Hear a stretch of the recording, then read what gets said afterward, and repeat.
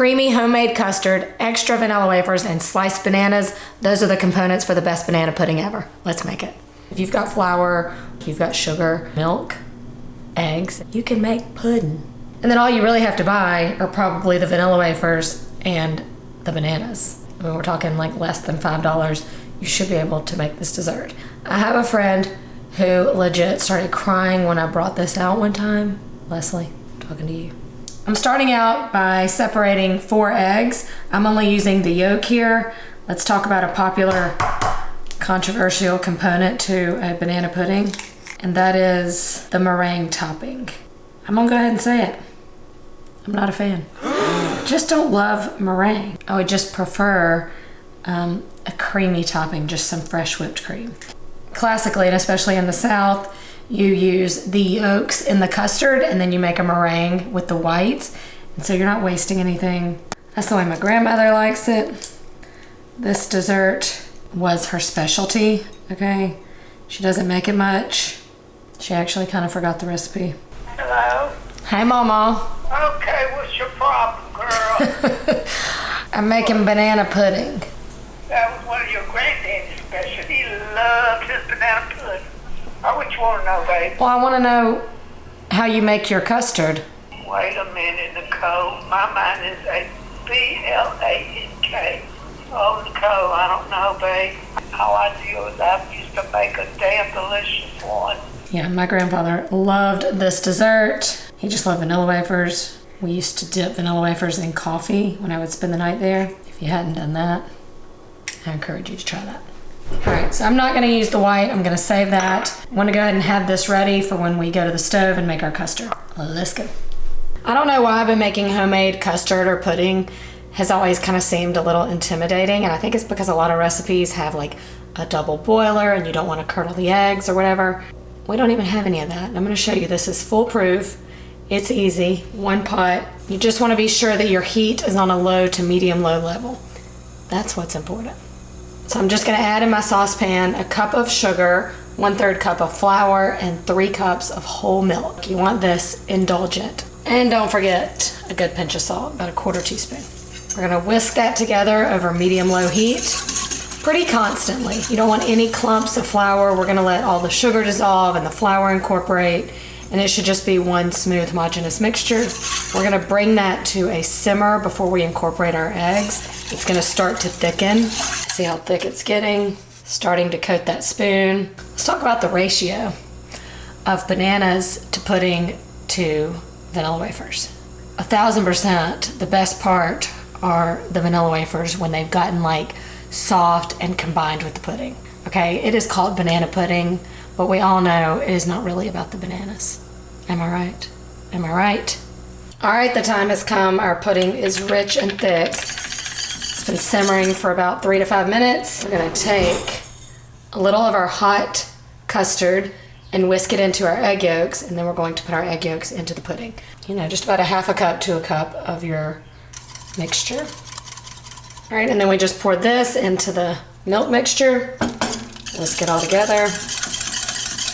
And the final step is, I mean, we're making vanilla pudding, of course, so we need to add vanilla. You want to do this at the very end so that flavor stays good and potent. About 1½ teaspoons of vanilla, and then turn off the heat. And then we're gonna stir in a little butter. Look at that. It's hot. We gotta give it a taste though. Let's layer it up. All right, to layer it, I use the whole box of vanilla wafers. You wanna start by creating a layer of vanilla wafers on the bottom. It's okay if they overlap, it doesn't have to be perfect. All right, then for the bananas, I use usually like about 4 bananas, depending on how big they are. These are kind of large.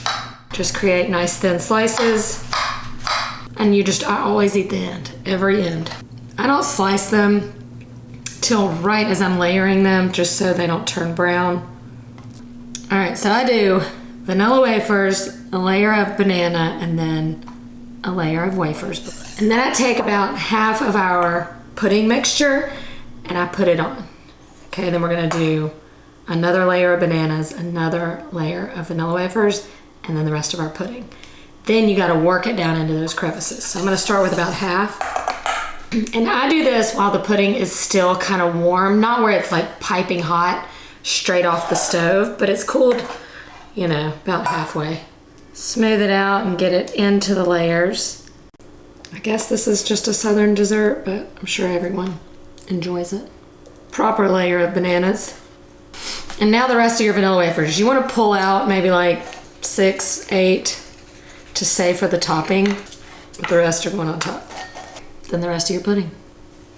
Then smooth it on down. I'm gonna cover it kind of loosely with some plastic wrap while I refrigerate it. Then you're gonna pop it in your fridge for at least 4 hours, ideally 8 hours or so, just so everything comes together. We'll see how long I can wait. The wait is over. Our nanner pudding's been chilling. Now for the topping, look. You went through the trouble to make your banana pudding from scratch. Go ahead and make your whipped topping from scratch. It's just simply a cup of heavy cream, about a 1/4 cup to a 1/3 cup of some powdered sugar, and whip it good. But don't whip it too much or it'll turn into butter. You just spoon it on top. And then I like it to definitely not be perfectly smooth. I want it to have little ripples in there. All right, and then don't forget about those 6 or 7 vanilla wafers you saved. I crushed them up, and that's your garnish. Look at that. Can you see that?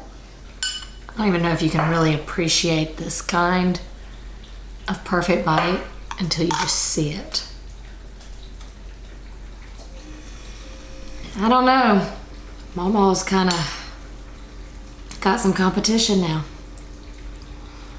You want the vanilla wafers to where there's still just like a hint, like just a hint of crunch still left in it. But the creaminess from the whipped cream and that homemade custard we made, then you get a bite of banana. It just complements it so well. Y'all, I'm serious.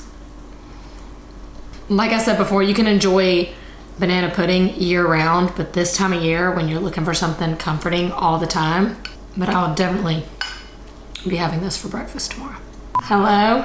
Hey, Nicole. Hey, Mama. Do you have anything on your phone that gives you recipes? Yeah, I You do. look up a banana pudding made with a pound cake.